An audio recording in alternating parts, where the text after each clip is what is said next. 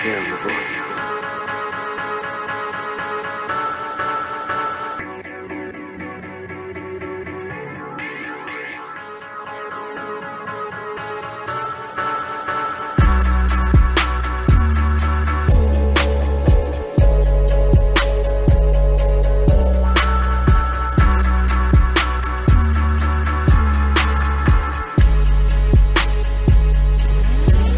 Thank you for joining the show. Thank you for joining another special edition of the show. We are live on a Tuesday night. It may be going up on a Tuesday. I'm not sure if you know what that means, Trent. But you are live from TWF Studios. You are now listening to the Wrestling Fans Podcast. I am your host, Bangham South, Jason Fascade, and along for this ride with me is the best in the world today, the man Trent Williams, the only guy that I know that officially needs a Lexi Bell t-shirt. That's all I'm saying. More on that later. Trent, dude, we had the No Mercy pay-per-view on Sunday. We didn't do predictions, but we're going to give our reactions, and we got a ton of stuff to talk about. Are you ready? I'm ready. Let's stop stalling, man, and let's get right into the show. So, dude, we didn't do our predictions, like I said, but No Mercy happened on Sunday. The biggest news, obviously, was surrounding the Roman Reigns John Cena matchup. But let's just go through the card. I mean, you can give your high points, your low points, what you liked and what you didn't like. So kick it off, man. Yeah, so I guess, are we going to start on the pre-show, your favorite part of the show? No, we're not going to start on the pre. Dude, they had a pre-show for this? Yeah, Elias defeated Apollo Crews. I can't. No, we're not. Okay, let's do this. Let's not talk about the pre-show. I honestly thought the pay-per-view was a pretty good pay-per-view, man. I mean, yeah. Excuse me. Every match meant something. Like there wasn't really a gray area of, okay, this match is on here for what exactly. You obviously had your championship matches. Those, it's like 10 titles on Raw. But then you had the Bray Wyatt, Finn Balor thing, man against man, blah, blah, blah. That was kind of cool. The women's match had some intrigue that got all the ladies in there. But I thought it was a pretty good pay-per-view. I would go A- B+.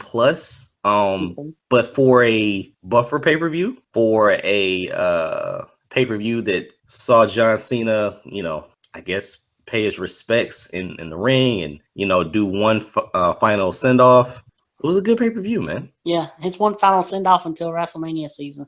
Yeah, I would believe that he's probably gone until Mania season. But what did you think about the show, man? What did you think about the show? I thought it was a good show. There were a couple of things that I felt wasn't quite as good as I expected them to be. Like the Cena Roman match was good, but I felt like it should have been better. It didn't really have that epic big fight feel that I felt it should have. Something was just lacking from that match. And then the Braun and Brock match, it started out real good, and it seemed like the longer that it went on, the more it dragged along. And I think it would have been better served to went the way of the Goldberg Brock Lesnar match from WrestleMania. Now, see, that's my biggest gripe with it, right? But I gotta ask you, would you have chosen to put Roman Reigns and Cena last? Yeah, I think given what happened, I think I would have. Because it just seemed to me like after the Roman Reigns John Cena matchup, the crowd was just, they were tired, dude. That was obviously your, I guess back in the day you had co-main events. Right. Dude, did they even have bathroom breaks back in the day? You just did you did main event 1, main event 2, right back to back, right? Yep. I don't know when that bathroom break started, but yeah, man, like the Roman Reigns John Cena matchup, I thought it was epic. I wasn't necessarily fond of the finish. I wasn't necessarily fond of him kicking out of 4 AAs, including a super avalanche. But after that match happened, you get your bathroom break. Okay, fine. But man, people were like, I don't have any more energy to yell anymore, man. Yeah. I don't have any more energy to yell. And like you said, once it didn't have the speed or the quickness of the Goldberg match, it kind of lingered. So I feel you on that one. And when the night ended, I felt a little bit like, I get they had to, I guess, keep the title on Brock, but I wish Braun would have done something after the match instead of just like laying there by the announce table. Like he should have attacked Brock or done something. I feel it took a little bit of his momentum away, losing and not doing anything after the match. But I guess that's why they done the segment on Raw that they did. Okay, what was the segment on Raw? Because I just saw, I heard that he beat the stew out of Face to Facts. Yeah, that's what he did. Yeah, he beat the crap out of Kurt Hawkins, and then he got back in the ring, said he wanted somebody that was a real challenge, and Dean Ambrose come out there, and they had a match. Okay, yeah, I mean that's kind of cool. They did make him look like a dope sitting at the announce table after the match. It's just the gimmicks that we've seen so much that make you anticipate Braun attacking Brock after the match, possibly throwing him into the front row of the crowd. That's just what we've come to expect, right? So yeah. I felt the same way, man. When that last match ended, I'm like, okay, this is a WWE network. They can go over 11 o'clock. I'm like, okay. Right. But what's gonna happen? What's gonna happen? And then you saw the logo on the top in the bottom left, and the show was over. So it did kind of leave you looking for something. They left that last 30 minutes before 11 o'clock to their Raw talk show. Oh wow. Okay. Yeah. Okay. I was watching it on one of my resources, so I think it kind of ended around 11 for me. But yeah, it is what it is. Yeah, and I guess one of the bigger shocks of the night was Enzo walking out as the Cruiserweight champion. I don't think nobody's seen that coming. Can we carry that over to Monday night, man? Yeah. So here's the thing. I'm watching Raw and Trent. We're back in that season, right? Where where football's on, Monday Night Football's on. You got the Cowboys and the Cardinals, super teams. I'm not sure if you're paying attention to sports and politics right now. They're crossing. Nikki Bella on Dancing with the Stars. Yeah, of course you do, Trent. But the main event, which I really don't even think they hyped, right? I think I just turned on the show and I thought it was just like a closing segment, but it was the main event. Yeah, I mean, like they put the Roman and Miz match on at the top of the 10 o'clock hour, and I'm like, what in the world is going to end this show? And turned out it was Enzo. So from what I saw, is Enzo now a heel? Yeah. Okay, so we may have to do top 5, but was that top 5 the best double turn in history without even having a match? Actually, yeah, it's probably up there. Yeah. By having I can't count it as that great because I can't really get into anything too much that Enzo's a part of now. See, that's the thing, dude, and this is a roller coaster ride with Enzo, right? He's a fan favorite, but rumors have it that no one likes him, that he's annoying, and maybe that's just his gimmick getting over to gain more heat and to eventually become a strong heel. Makes sense. Right. So for all the weeks that they were just bashing him and trashing him, he wins the title. He gives more eyes on the cruiserweight division, the Tuesday night show. Right. But now he's a heel, which not sure if that, stops his revenue generating stream. Maybe people still buy the shirts, maybe they don't. But he was the main event. He was the main event, and now you give all those cruiserweight guys somebody to murder every week, so it makes sense to me. But at first I was like, wait a minute, he's a heel now? Where are they going with this? And it'll be interesting to see what they do because, they had the whole thing where if Neville touched Enzo last night, he couldn't get another title shot. So it'll be interesting to see how, because I don't see them not putting Neville right back in the title picture. Yeah, I mean, I would think you would get maybe like a triple threat or something like that, and Neville has to wait, But who's the commissioner for the cruiserweight division? I guess Kurt Angle, because they're a part of Raw. Even though they take their show after SmackDown? Yeah, it's ridiculous. It's to me, it's just a good look overall. The placing of Enzo on 205 Live, everyone looked at it as a demotion, but realistically, he's on both shows. He's on 2 times a night.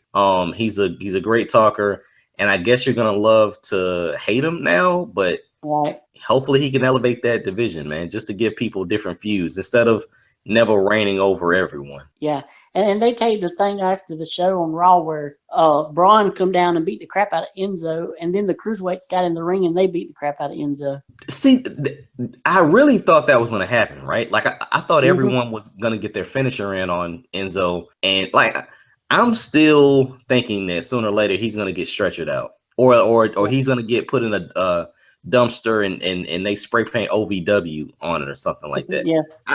I'm just of spray that. NXT. Yeah. Spray paint NXT. I'm of the impression that his time is coming. I just don't see him lasting that long. Hopefully he's a transitional champion and you get the title on someone else. Yeah, I mean, they put the title on him, but if the rumors are true that he's annoying people as much as he is, and as many people don't like him, I don't see him being long for the company. Okay. So we took care of the main event. We can kind of go backwards, but how much did you mark out when Miz mentioned the Shield versus the Mr. Rush? Oh yes, amazing. Yes, that's a match I've always dreamed of. Bo Dallas and Curtis Axel against Roman Reigns and Seth Rollins and Dean Ambrose. The crazy thing about it, I was thinking the same thing Roman was. I'm like, dude, you have heavyweight champions on one side versus the Miz. Credit the Miz, he did headline of WrestleMania versus no names on it. You know what I'm saying? So I just thought that was hilarious. I'm guessing they'll do the whole Miz Taraj thing to set up the Shield coming back, but the actual match will probably be like them against Miz and like Cesaro and Sheamus or something.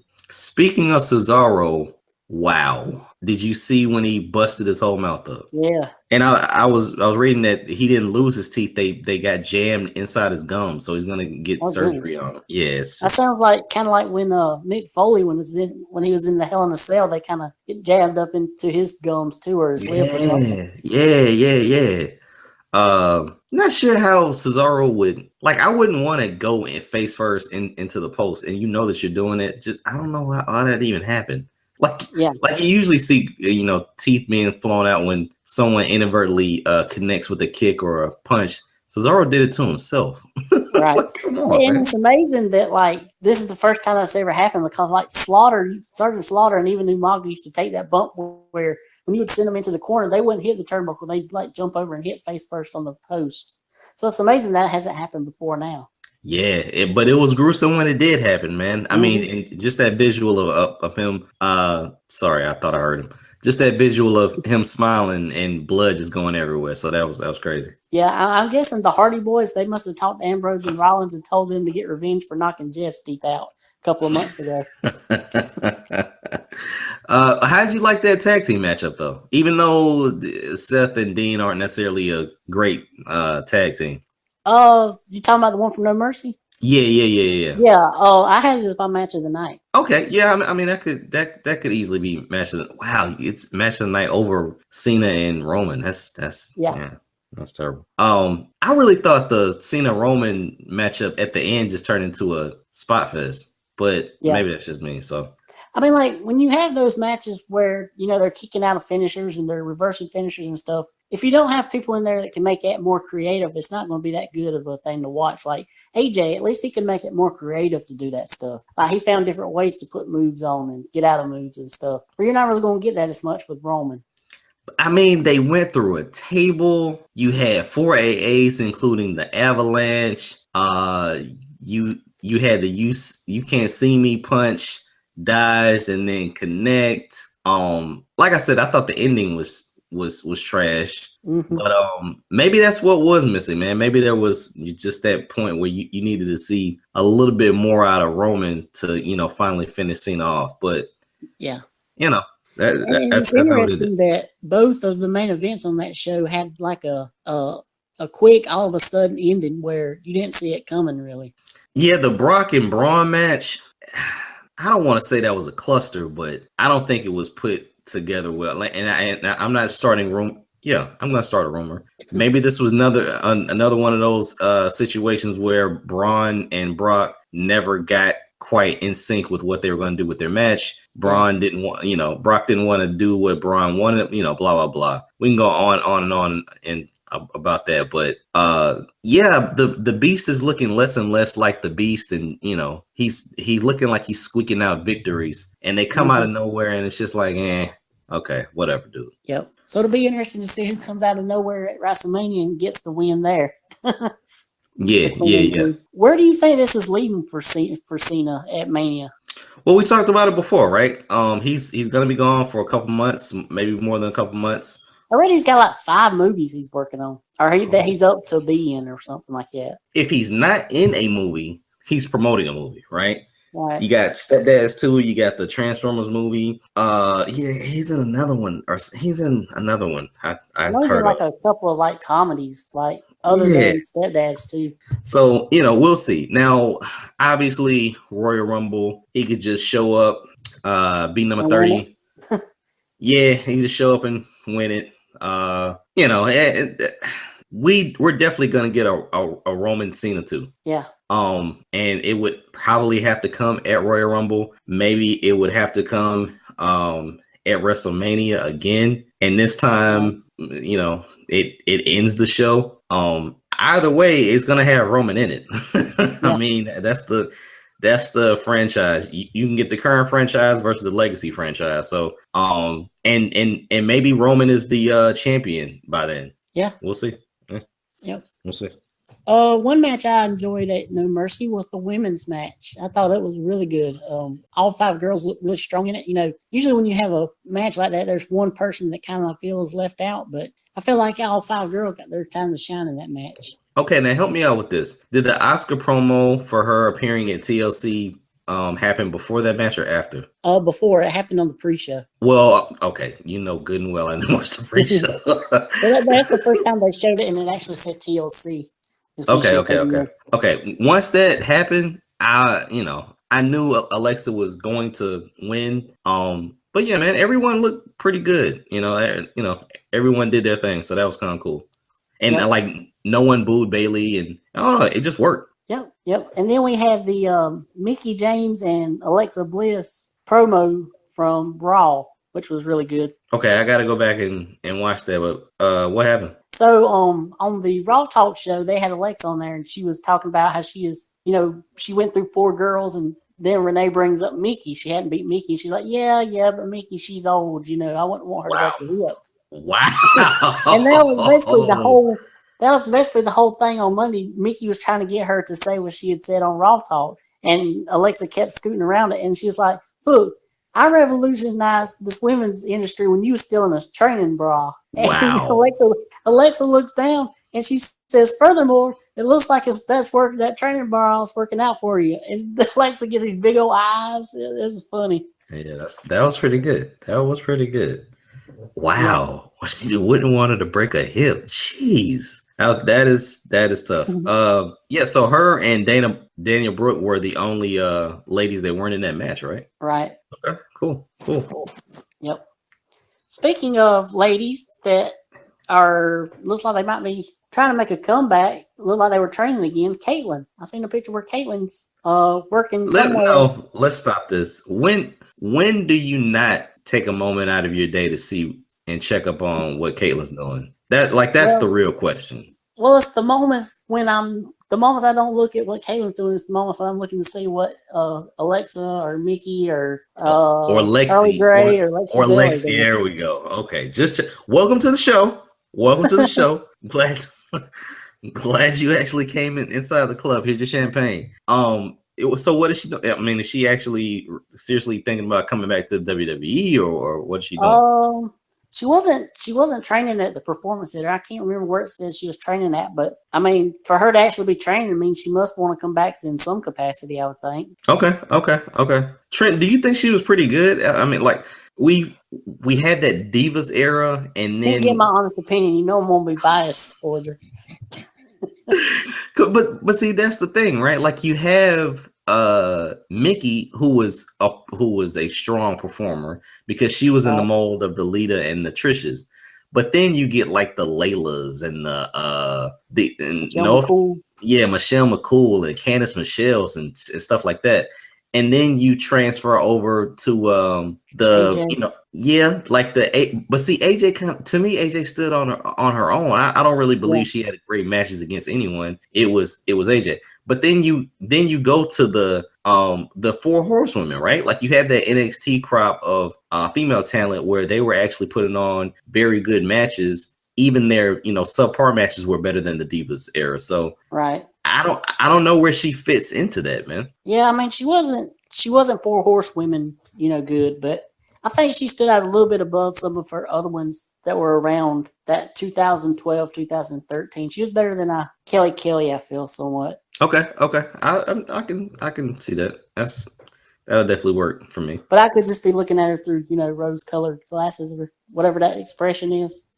Are you looking at her through binoculars in her backyard? She did really. What did you say? Remember that time she did have a boob fall out of her top on Raw? Listen, I'm pretty sure that you have all of these moments encapsulated in your memory and bookmark on YouTube. So I have to trust you, my friend. I gotta trust you.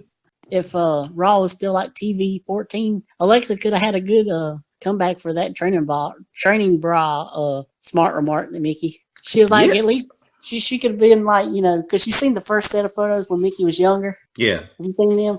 She could be like, yeah, but at least I'm not packing roast beef. Whoa, wait a minute, Trent. Are you serious? Yeah, a little bit. Are we talking about flaps? Mm-hmm. Well, you seen the ones when she was younger? No, I didn't. No, I didn't. I did. Like I thought you. No, I was kind of going along with what you were saying.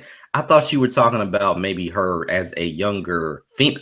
First of all, I don't understand how. I mean, I do, but I still don't. How all of these leaked images. Those weren't leaks, actually. Those were public? I think they were for some magazine or something. It was like right when she got into wrestling, like 2000 and. Well, yeah, I mean, even then, man. I mean, I just don't understand how some of these pictures and leaks or public shots don't follow them around. Right. I don't know. Like that's my thing. Maybe we're in a new era where there's just so much of people getting their phones hacked or them actually sending pictures to other people and they get leaked. That it's just like, Yeah, I mean, I guess if they punished or kind of looked down on something like that, there wouldn't be no women left much in the division. Right. I mean, it's kind of a common thing now with social media and cell phones and all that. Wow. Yeah, send me the URL again because Jesus, that is crazy. Where are we? I think we got very sidetracked. Yeah, we got very sidetracked. Oh, let's just switch over to SmackDown. Let's get some high points. Right. We're back into another pay-per-view. We got Hell in a Cell in 2 Sundays. Let's just say 2 Sundays. So next week we'll do the predictions for that. But everything's lining up, man. You got Jinder and Shinsuke. You got the New Day and the Usos. I hate to say this, but I hope this pay-per-view network special live event, whatever, doesn't turn into TNA's Lethal Lockdown, where like every match is in a cage. Right. But that's why I was going to ask you, which matches are actually in the cell? I know for a fact that you get Kevin Owens and Shane McMahon in a cell. They did New Day and the New Day challenged the Usos to a cell today. And you're obviously getting Nakamura and Jinder Mahal in a cell. Oh, so that's 3. Cool. I mean, that's 3. Yeah. I don't know if the women's match will be in a cell.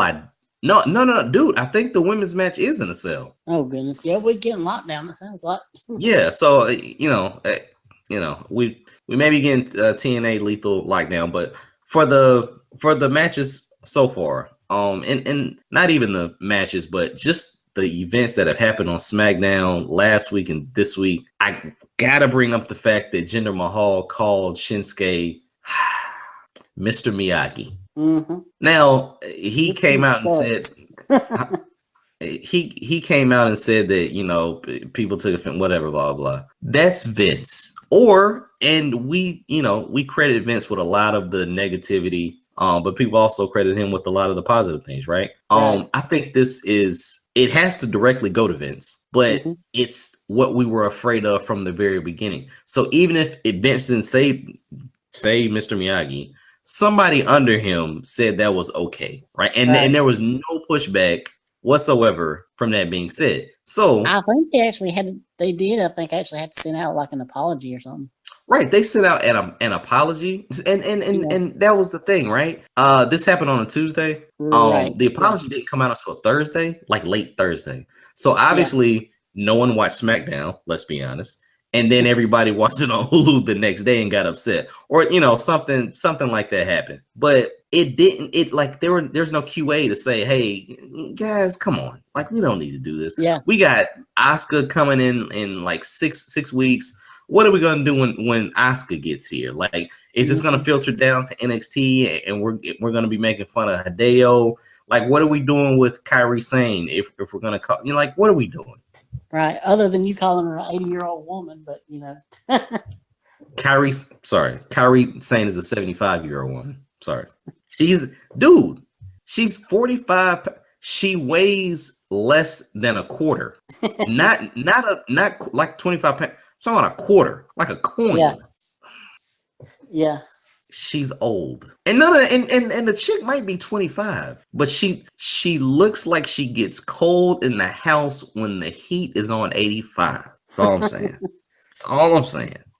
Okay, so that was my Asian rant there, but yeah, man, not really a fan of what they were doing, but and the worst part about it is it's coming from a guy that didn't want racist stuff towards him. Like that character didn't want racist stuff towards him. He's gonna throw it on somebody else. I mean, the craziest thing would be, that this guy would say something like that when there were so many curry jokes made at the Great Khali. I mean, come on, dude, like. We're above and beyond that. You literally got money by making fun of Shinsuke's antics. I mean, that's money right there. You don't have to go into the Mr. Miyagi thing. That was a little terrible. Yeah, and has that been pretty much the whole feud? Is him making fun of Shinsuke's like being racist, and then making fun of his facial expressions? I have to say that to my knowledge, the Mr. Miyagi line was the only quote unquote racist thing, but everything else was him just making fun of it. At the end of the day, we've said it before, you're not gonna get Nakamura talking, so you need somebody that can talk. Maybe that's why they built Jinder up. But if you give him lines to say, he can come out and say them, and that's where they're going with it. Yeah, but. So we're 3 or 4 months into Jinder's title reign. Are you tired of it yet? Because I am. Well, we mentioned this before, right? I'm not necessarily tired of it. I'm appreciative of it because I would like to see it grow. He's the typical heel that no one likes, and he's the type of heel that doesn't get over. But at the same time, you're putting time into him for him to get beat somewhere down the line. So when he does get beat, it has to be a big deal. I'm still thinking Hulk Hogan's gonna come back and beat him, but sooner or later, something big is gonna happen to where he gets beat. Like you put a team around him so he can't get beat, or he can always blame it on a DQ. But sooner or later, he's gonna get beat in a dramatic fashion. Yeah, I mean, but is it going to be that dramatic? Because I feel like they're not even Jinder's not even the main event. Like they're putting way more focus on the Shane and Owen stuff. Like this whole Jinder and Shinsuke feud feels like a complete afterthought. True, and I'm pretty sure that it will be even at the pay-per-view, right? Because you don't have two people that can talk. Nakamura's not going to get on the mic and give a 2-minute promo. So you have Jinder in that aspect of delivering promos, and he's not the greatest wrestler, but trying to cover up for that. Now, could they have done the same thing at the end of the show? This week maybe they could have. In other weeks you try to get other matches over, but at the end of the day, if Shinsuke is your guy, let's just say that, you got to have somebody on the other end that can talk, and that's really all that you're going to get out of this. Yep. Let's see what else happened on SmackDown. We had the Owens and Zayn match for the 15,000th time. Yeah, I was done with that even before they said it. I don't really have a lot from SmackDown, man. I mean, we can. Is SmackDown to you like? I haven't been watching it fully, concentrating on it the past couple of weeks because America's Got Talent, but it feels like it's starting to go back into that rut that it was in for the longest time. It felt like they got out of it for a while, and now they're right back in it. Okay, actually, I apologize. I am full of crap. Here's what's going on SmackDown. New Day and the Usos are running the show. It's awesome because of them. AJ, I can't wait for their match. AJ and Ty and Baron, they're doing their thing. They're relying on shock and awe with Kevin Owens, Shane, and the McMahon thing. But the biggest thing, and we're gonna get to this now, that keeps the show going is Dolph coming out and doing the entrances. Yeah, like the show is complete. Like there's everything that you want on a show. To me, it's still the best show. It's just there's no continuous motion because you're really getting every segment over. Like every segment has some kind of impact on the show to where it could be the last match or something like that. But this week, Dolph comes out as Undertaker, blah blah blah. But then Bobby Roode comes out and he challenges them. Glorious Bobby Roode. I was waiting for it. He comes out and they square off and have a little promo, but it's them facing each other at Hell in a Cell. So Hell in a Cell is stacking up, dude. Like Hell in a Cell for some reason reminds me of an NXT Takeover. I don't know why. Like it has those elements. Like you get your blockbuster match with Roode and Dolph. Like you get your tag team, your secondary title, whether that's a women's or the US or IC, and then you get your heavyweight title, and like that's it. Like that's it. That's all you need. Yeah. So I can't wait for Hell in a Cell, man. Plus it's Hell in a Cell. It's a lot of history there. Yeah.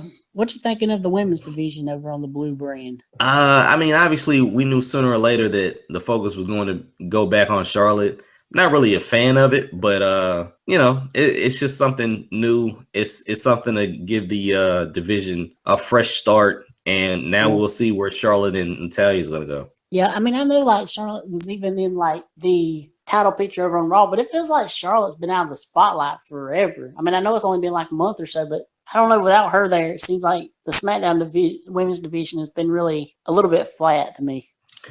I mean, I would have to agree with you. Although I do like that Carmella has James Ellsworth on a leash now. That's pretty funny. Yeah, that's crazy. I guess he's like a cuckold now or something. Wow. Are we going down this road on this show? What are we doing on the show? Yeah, man. It was a little weak for a minute, but now they're picking up stink. Just having Charlotte on the show, I think, helps overall. And I don't know if like she was out for an extended time due to Rick, but she was definitely out for at least a month. So we'll see where they go. And for the right reason, she was with her daddy, so that makes sense. Yeah, true. She was in the crowd last night on Dancing with the Stars, cheering on Nikki. Crickets. Trent, go ahead and give us because we're done with SmackDown. Give us a review of Dancing with the Stars, because obviously you're paying attention to wardrobes and smiles. Go ahead. Right. Well, Nikki Bella survived the first elimination last night, and the next couple of minutes we're going to find out if she survives the second one, because it's on right now as I'm talking to you. Wait a minute, it comes on twice in a week? This week it is. Okay, just because you probably had so many people or something? Or right. What? Okay, all right, cool. Who's the athlete? Like, doesn't the athlete usually win or something? Terrell Owens. Oh, wow, Terrell's on there? Okay. Yeah. All right. And they got one of the guys from Hamilton that play Hamilton. They got one of them on there. I think his name's Jordan Fisher or something like that. Yeah, okay. Any other notable person? Frankie Muniz. Who is the chick with him? Well, I mean, it's not like I'm gonna know the chick's name, but is she hot? Because isn't Frankie like 2 foot tall or something? Yeah, he's pretty short. He's about like me. Yeah, he's short. Yeah, he's still. I mean, he don't look like he's aged any, and he still looks like a kid. Yeah, he's just got facial hair now. Wow, nicely done. Oh man. Okay, no, that's cool. How far do you think Nikki Bella goes? Let's well, last night she was like 3rd place on the leaderboard. Can she dance? She's all right. She's nothing too special. Okay, she got a 20 out of 30 tonight. Is that that's 60? What? Yeah. Okay. Oh, Frankie's dancing right now. He's fixing to dance now. Frankie Nunez. Okay. Speaking of competitions, man, let's talk about WWE 2K18 and the competition for the DLC pack. Yeah, so they released their DLC today. All throughout the day, I had to keep refreshing my Twitter. And at first, I was pretty excited about it because it looked like we was going to get some pretty interesting people. Okay. And then by the end, I was like, yeah, there was a couple of people that should definitely be on the game, but they're not. Okay. So here's the list of the DLC they revealed today. We have Elias, Jeff Hardy, and Matt Hardy. They were actually revealed last night. Okay. Let's see. Let me scroll down here. We had the Rock and Roll Express. No, weren't they on the game last? Weren't they in 2K17? No. You sure? Yep. All right. Okay. Go ahead. Yep. They were in because they're in the Hall of Fame this year, along with Beth Phoenix. Okay. Gotcha. And then we had Aleister Black, Drew McIntyre, Ruby Riott, and you know the one I was telling you that I can't believe they made it on the game this year? Velveteen Dream? Lars Sullivan. Are you serious? Yes. He made it before Andrade Almas, Pete Dunne, and Tyler Bate. Velveteen Dream? Nope. Wow. Speaking of Velveteen Dream, Aleister Black versus Velveteen Dream. Can't wait. That's it. Hashtag can't wait. Oh man, this just the stare down in the promo. It was the NXT crowd reaction that did it for me. Yeah, everybody was like, okay, cool. This is definitely gonna work. Wow. Why? Yeah. Well, no, seriously, why is Lars Sullivan a big deal? I don't know. I mean, he's only really been on NXT in a prominent role for 2-3 months at the most. I didn't even know he was on there for 2 or 3 months. Yeah. I mean, obviously he's probably coming out to squash matches, right? Right. Well, they're finally starting to build him up now. He had a match against, I think, Noe Jose. A squash match, but okay, all right. Okay. I'm like, man, I said, almost he's been there for a year plus now, and he can't make the game. I wonder if there are any revenue options with that, man. I mean, maybe you don't want to be in the DLC pack or something like that. I don't know. Maybe. Well, he deserves to actually be in the actual game as long as he's been in NXT. Yeah, not knocking that, not taking that away from him, but if you're not getting a big piece of the pie by being a prominent figure and having to be downloaded or having to pay at least $1 for him, maybe it's not worth it. Yeah, but I mean, I guess they get they would get a portion of every time they were downloaded, and a portion every time somebody buys the game, they get some off of it. Yeah, but I mean, let's say you're in the game, right? All right. Let's say you're in the game. I doubt you get anything. I doubt you get a damn thing. Let's say you're in that DLC pack, like last year, that NXT pack. It wasn't 10 people on it like it is this year. Right. It's maybe 5 people. Maybe maybe they get something out of that. If you buy it early, I think you get Kurt Angle or something like that. That's definitely a perk for Kurt, but probably a perk for Goldberg and blah blah. But I don't know, man. But there's things that we're not privy to that may have made his decision for him. Yep. And they're going to actually they revealed the people today, but they're going to reveal how they're actually going to organize the packs tomorrow. They're going to reveal that and the price for each pack or whatever. If you want to buy it separate, but I don't have to do that because I just went ahead and bought the whole thing. Jeez. That's okay. All right, cool. Because I go all out because it's the only game I buy every year. The rest of them I just rent and play for a while, and then I'll turn them back in. Question: where do you rent games from? They got a Family Video here. Okay, no. Does Family Video live because of game rentals? I guess no. I mean, I guess they live because of movie rentals, right? I don't know what I'm asking. I mean, you got Netflix, you got Hulu. Yeah. I'm asking. I mean, you got Redbox. That's true. Yeah, they probably do because I mean, there's not really. I guess if you go to GameFly, that'd be about the only other place you could rent games. Yeah, you rent games from Redbox and stuff, but they're not the brand spanking new ones. Right. Yeah, the brand new games are definitely not at Redbox. And then obviously you would want to rent. You probably want to rent a game for a week. And Redbox is $2 a day, $2.50 a day or something. That sucks. Yeah, I think I rent them for 5 nights, and it's $7. Right. Definitely makes sense to rent a game from Family Video. Makes sense. Yeah, especially Cool. if I'm not going to play it, a bunch. But the wrestling game, I played it over and over and over and over again. Okay, let's talk about a game that we played before. It was called the BB19 draft where I won. Yes. This year there's a game called Survivor, which I will also win. Trent, I don't know why you want to lose again. No, I thought I was going to win for sure with Paul on that thing. I still can't believe he didn't win. Trust me, which guys. I'm glad he didn't win, but I hate that I lost the draft. It's your show though. Like that was like this is your show. First of all, this is your network. Yeah. Oh, breaking news. Breaking news. Nikki Bella has survived the second elimination. Nicely done. She's there to dance another week. Nicely done, Trent. Trent is our sideline reporter for Dancing with the Stars. The Bella Booty still rules the ballroom. Tops and bottoms, man. All right, so Trent, let me go get my list, and we'll run through the draft. Sound good? All right. Cool, man. 1 second.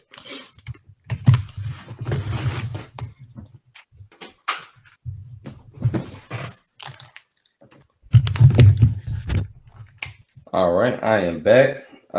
Trent, here it is, and just the promo. There it is.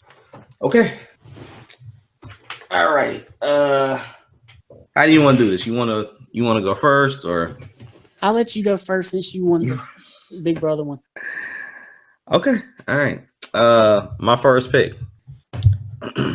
Drum roll, please. That was a terrible drum roll. Yeah, that was a horrible drum roll. Is Desiree Williams, the professor. Right. Yeah, I liked her. She's pretty hot. All right, I'm gonna pick Cole. She has a nice smile. Yep. You're gonna pick Cole? Yep. Oh, gosh. Okay. My second pick. I'm going with. I'm not gonna get his last name right. I'm going with Ben Dribberger. Yeah. Ben. Let me see what his last name is. I'm not gonna try to pronounce that. What? Driebergen. Okay. Anyway. And listen, I wouldn't have known it either, but I've been listening to the Survivor podcast all the last 2 weeks, so that's how I know. Okay. Go ahead. All right. Let's see. I'm gonna pick Ryan Ulrich. Wow. Trent, don't make it easy for me, dude. I'm going to pick Allie because I want to see this chick the entire show. Oh, I do too. Yeah, definitely. Interesting note for Allie. Her and Patrick know each other. I don't think the people over Survivor actually knew that they knew each other. Oh, Trent. I've been trying to tell you that this is a show. Like, these are actors. These are actors, dude. Like, they're. Go ahead. Oh, it's my turn. Yep. So you took my next pick. I guess I'll take Chrissy. She seems boring to me. Yeah. I don't know. She just seems boring to me. I'm going. We'll go Patrick. All right, you got both of them. Yeah, he seems like a hustler. You know. That's just. I mean, we must let our listeners know that this is Survivor heroes, healers, and hustlers, aka Survivor Triple H. He kept talking about his brother in his video, and he's super white, so he probably can't stand the sun. And I don't know. I think that's gonna be a struggle for him, but maybe he survives. You never know. Yep, I'm gonna go with the nurse Jessica. Okay, now you're starting to dig into my list, you jerk. Now you're starting to get. All right, let's see. We're gonna go with Ashley, the lifeguard. All right. No, talking about Patrick. Yeah, he can't stand the sun at all. In his video, like in his they had a guy that went out to the island and talked to him like on the first day or whatever. Yeah. And the guy was like had his whole face covered with like a shirt or something because of the sun. Wow, that's gotta be tough, man. I want to see what how we survive, because that can be part of the show. That can be part of the show. So we'll see. We'll see. All right, I'm gonna go with Alan Ball. Do you know this guy? He used to play NFL. No. All right. I thought you might be an NFL guy. Yeah, I am. But if he didn't play first of all, if he used to play in the NFL, he wasn't that good. Yeah. Like this. Let's be honest with that. Let's see. We're gonna go, since you're picking all the guys. I'll get one. I'm gonna go Devin Pinto. All right. He's a surf instructor, and listening to him, he put me to sleep. And kind of the same way with Patrick too, but he doesn't seem charismatic at all. But maybe that's just his intro. Right. Yeah, they always seem to be different when they actually get out there on the island. Right. Let's see. I guess I'll take Dr. Mike. Son of a gun. Why did you take my urologist, man? Okay. Well, I'll go another guy. Let me go Joe Mina. He's the probation officer who hates fake energy. So, he's gonna get on somebody's bad side. Right. Let's see. Who we got left? Simone, Katrina, Lauren, JP, Rourke. Give me Rourke. Easy. That's fine. Give me Lauren. I gotta go Lauren. All right, the Fisher woman. Yep. Even though she said she was a fisherman, let's just be honest. Let's just be honest. She said she was a fisherman. Just throwing it out there. So that leaves JP, Katrina, and Simone. I'm gonna take JP. You're gonna take JP? Yep. I said I wasn't gonna do it, but I'll go Katrina. Oh, great! You leave me with the one that's gonna piss everybody off. Sorry. She come off with such a bitch in her pre. Wow. Okay. I thought Allie or Alexandra was kind of annoying in her. Not annoying like she was whiny, like annoying where she didn't shut up. So, we'll see. Well, we'll see. This Simone girl, she didn't have nothing to say nice about anybody. It was always something smart to say about everybody out there. Okay. All right. So let me review our team. You have Desi, Ben, Allie, Patrick, Ashley, Devin, Joe, Lauren, and Katrina. And I How is that? Wait. No. Look, let that sit in. For all of the listeners of the Wrestling Fans Podcast, you just saw what I did in the BB19 draft. You just heard my roster for Survivor Triple H.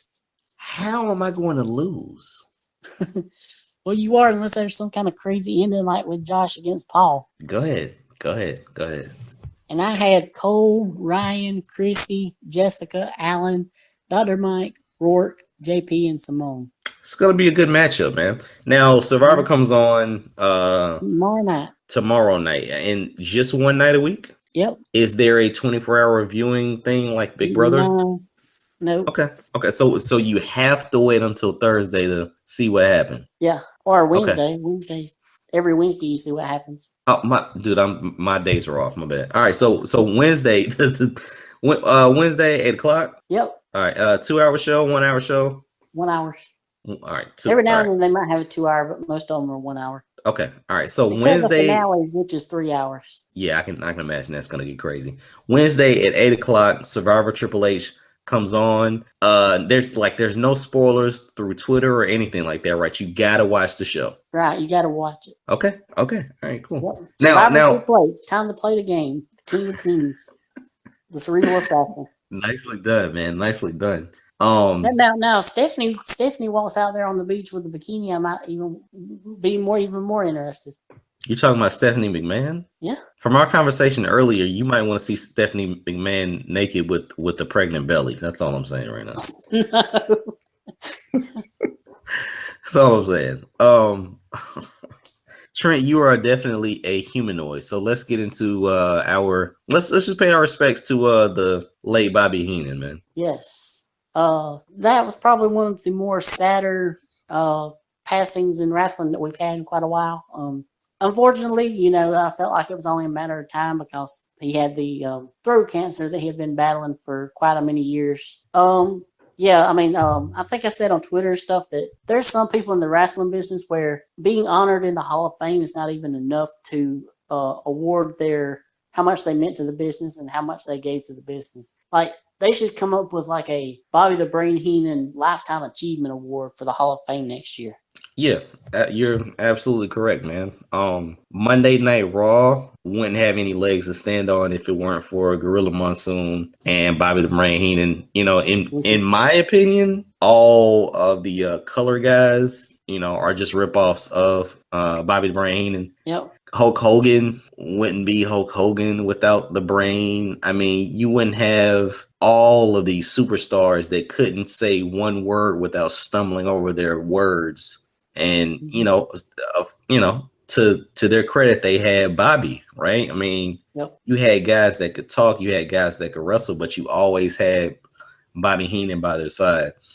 Even when he didn't wrestle much, but when he did, he was always entertaining. But see, that's what I'm saying, man. I mean, even when he had to step into the ring in those matches where, hey, if Hogan beats such and such, then Bobby has to wear a weasel suit, or it's Bobby versus Hogan for 2 minutes or something like that. Those matches were fun because they were few and far between. He was quick-witted. He was just the quintessential color guy for a show. Yeah. He saw things through the heel's perspective. He was always talking about Hogan was cheating, and all of that stuff adds to the show, man. I don't get that out of Michael Cole. I don't. No. I guess you could say, like, corporate, they have to make sure they get in so many, advertisements and sponsorships and all that. They have to make sure that you don't get that more free flowing, I guess you would say, in the commentary anymore. It's so structured, I guess that's why you would put it. The crazy thing about it though, like if you've ever watched I guess it's Raw Talk now, or the the shows after the pay-per-view, when Jerry Lawler's on there, everything he's doing is straight Bobby Heenan. I mean, every line, anytime he has to respond to something, he's trying to come with the joke. If they would just leave one, because you got 3 guys. If you would just leave one guy to just do that all day, I think that would really help. Instead of being so carbon copy factory where you're spitting out Twitter reports and all these other things instead of just adding to the show on the or at the announce table. Yeah. So definitely Bobby the Brain will be missed. Yeah. He launched people's careers, man, even if they don't want to admit it. So RIP. And talk about how great he was also, later on in WCW, he wasn't that good because he kind of got fed up with it. But just getting the whole NWO angle over and everything, and even like before the NWO started with Flair and Hogan and WCW, he was great. He was the man, dude. I mean, he wasn't the guy calling the action, right, but he was the guy opposite of that guy. You don't have a Shivani. You don't have a Gorilla Monsoon. You don't even have McMahon in his early days when he was at the announce table, being so super fake. Like, you don't have any of that stuff. You definitely don't have Jerry Lawler, as Jim Ross's sidekick. So it just goes to show you what that duo means at the announce table.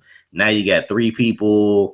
Now you got people that you're like combining together with really no personalities. It all sounds like they're the same person because they all talk in that same monotone, structured, factory, same way. You have 2 shows with 3 announcers trying to do the same thing that the other show does. I mean, it's just not where I thought wrestling would be as far as listening to it. But now you can literally just turn that off. You're not really missing anything. Yep. And I mean, like Jerry Lawler, he makes a lot of jokes, but he has to try hard, and a lot of times they don't come off as funny as he thinks they are. Where Bobby Heenan, he didn't even have to try that hard, and he would have you cracking up the entire time. Yeah, man. It was a pleasure to listen to Bobby Heenan just talk. I mean, it was crazy, man. So it would definitely be missed. Talking about his matches, the way he, like when he would get hit, the way he would bump around the ring. I mean, he would bump around and do some more crazy bumps than some of the wrestlers that were full time would do. Yeah, and he was pretty husky too. Like he was a shorter stature guy, but he was pretty husky, and he almost flopped like a fish out of water, but he would take those bumps. So anytime they needed him to go in there and just make the crowd go crazy, he did it with no problem. And he wasn't afraid to make a fool of himself either to entertain the fans. Dude, where did the weasel thing come from? That might have been a gorilla thing. He might have gave that to him. Okay, yeah. Like I think Like I Or don't think it. anything. Yeah, I don't think it came from like a childhood thing. I think somebody said, "Man, you're a weasel," and it just stuck, right? Yeah. So and we also have to mention, that don't get talked about as much as his days in the AWA managing Nick Botwinkle. Those two were a really good combination. yeah, and I think it was his or when he first had throat cancer and like he lost his voice, like they did a documentary on him, and that's when I realized he was a wrestler back in the day, and he was definitely managing him too. So he has the gift of gab, man. I mean, he could definitely turn a promo around, and when he was at the announce table, it just worked. Yeah, I'm doing my the top 100 for the Place to Be Nation thing, and at first, I was going to put him he was going to be in the bottom 50 because he didn't wrestle that much and stuff. But then I got to thinking, especially after he passed away, there was nothing the guy did that wasn't entertaining. He has to be a lot for the top 50 at least. And let's be honest, man. Back in the day, I mean, he might have been on a pay-per-view 8 times. Mm-hmm. I mean, it was like him and Mr. Fuji were, battling for who can manage the most people. Right. So he was always or Jimmy Hart. He was always out there. So yeah, man, he definitely deserves to be in top 50 personalities, if you don't want to say wrestler, but just a great talent. Yeah. And if anybody wants to go watch probably his greatest match that he's ever called, you have to check out the 1992 Royal Rumble with Ric Flair. Okay. Oh, that was when Ric Flair went 60 minutes? Yeah. Okay. He was probably at the very top of his game right there. And he didn't do the Rey Mysterio and just lay it around for 60 minutes? No, he worked his butt off. Rick. But that's what they used to do. That's what they used to do all the time. So yep. Yeah, nothing new. And glad to see that Rick looks like he's out of the hospital now and doing a little bit better. Still looks really bad. He looks like the weight. Trent. What? He's 60. He's 68 years old. First of all, he looks different than what he did before he went in. Yeah, he looks. Yeah, he looks thinner. Obviously, he needs to eat. Like once he eats, and he'll be that. The weight will get back to him. That after he's been out, he's starting to really show his age now. I mean, like he was a little bit at first, but now since he's lost a little bit of weight from being in the hospital and stuff, he's really starting to show it. Yeah. I will give you that. But knowing him, he's still the nature boy. Yeah, he's still the nature. He doesn't look like the nature boy right now. Yeah, but he had a thing today that come out and said that he's had 10,000 women ride on Space Mountain. Yeah, I heard that. Did you? Did you also hear what he said he had sex with Halle Berry? Yeah, I've heard that too. Yeah. Yeah. So we'll see. I can't wait till I'm 68. I bet his current girlfriend or fiance or whatever is happy to hear that. Yeah. Who would touch Ric Flair with a 10-foot pole? Let me start over. Who would touch Ric Flair with a 10-foot pole if he's banged 10,000 chicks? Well, I guess they didn't know that. Well, I guess you're talking about his girlfriend now. I mean, even jeez, man. I guess they didn't know that he'd done that many. Which I'm guessing he's probably exaggerating. Trent, when I'm 68 years old, I'm gonna bang, or I'm gonna say that I banged Beyonce, and I'm gonna say that I had threesomes with Rihanna and Tiana Taylor. Who are you gonna say that you banged when you're 55? Carly Gray and Lexi Bell. That's how we end the show. That's it, right? Yep. Okay. Ladies, gents, all of the listeners of the Wrestling Fans Podcast, thank you for listening. You can always hit us up on social media by checking out Twitter, Facebook, and YouTube. Let's run them off. On Twitter, you can hit us up at TWF_podcast. Make sure that you I mess it up every time. Make sure that you tweet Trent at first of all, that's too many T's. That's too many T's.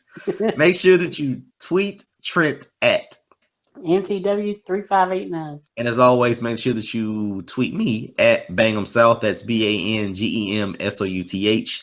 Some people say Banjum. At this point, it really doesn't matter. But also make sure that you hit us up on Facebook. Subscribe to our Facebook page, facebook.com/TWF podcast. You can view all of the episodes there. Connect with us, see what our personalities are like on Facebook. But definitely view us on YouTube. Get our views and our likes up. My personality, you should probably check Twitter. I have family on Facebook. Twitter's more than real me. Oh, really? That's what you do? Yeah. Okay. All right. That's cool. So That's where I'm more myself. So your family doesn't add you on Twitter? No, my family ain't on Twitter. Okay, no, it's just, you know, all right, cool. Yeah, they all old. They Facebook.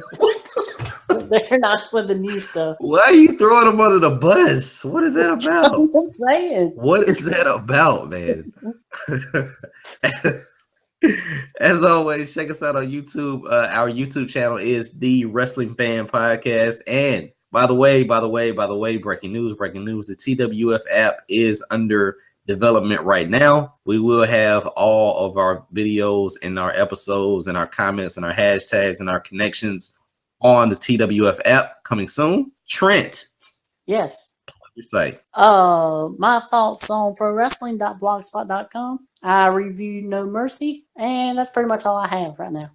Other than people need to join my hashtag to get Lexi Bell on our show. She's a wrestling fan. What's the hashtag? Lexi Bell on TWF. Lexi Bell on TWF. All right. Hashtag Lexi Bell on TWF. Are you doing a Dances with the Stars recap? No. Are you doing I don't care that much about it? Trent. I don't know how to analyze that as much. I'm not a big dance expert. First of all, they look nice in the outfits. That's all. Thank you. That's where we're going with this. You never mentioned dancing ability, not one time. When you mentioned Dancing with the Stars, you mentioned Nikki Bella, and you wanted to see how good the outfits were. So that's why I asked. That's the only reason that I asked. They got between the pros and the celebrities, they got a lot of cute girls on there this year. The hoes and the celebrity. What did you say? I said no. I said the pros. Oh, sorry. Pro dancers. The pros and so there's more than one pro. Yeah, every celebrity has a professional dancer with them. They dance in like a pair. Every pro has a celebrity dancer. Yeah. So who are the pros other than Terrell Owens? Or like is Nikki Bella considered a pro? When I say pros, I mean like professional dancers. Okay. My bad. I got you. Which for them, you need to check out Sharna Burgess, Cheryl Burke, and Whitney Carson. Those are the three hottest of the pros. Is Cheryl Burke is she the one that looks almost Puerto Rican, or is she bronze? I think she's I'm not sure she's mixed. I'm not sure exactly what she is. Okay. She's cute though. But Sharna's the one. She's got the Eva Marie red hair. Okay. And okay. Yeah, I'll definitely have to check these chicks out. One thing I'll have to check out too is the site that you're gonna send me full of Mickie James pics. Yeah. Welcome to the show. Trent, it was a pleasure. It was an honor. We are back. Yes. Thank you for joining the show, Trent. Hopefully we won't skip a week this time. We definitely won't skip weeks. Birthdays are out of the way. Weddings are out of the way. I don't think you're doing anything for Halloween, so I think we're back on track now. Yep. Not unless I find me a sexy Harley Quinn, dressed up as Halloween. Hopefully she doesn't have a baby bump. Trent. Yeah. All right, man. Thanks for joining. I will talk to you later, my friend.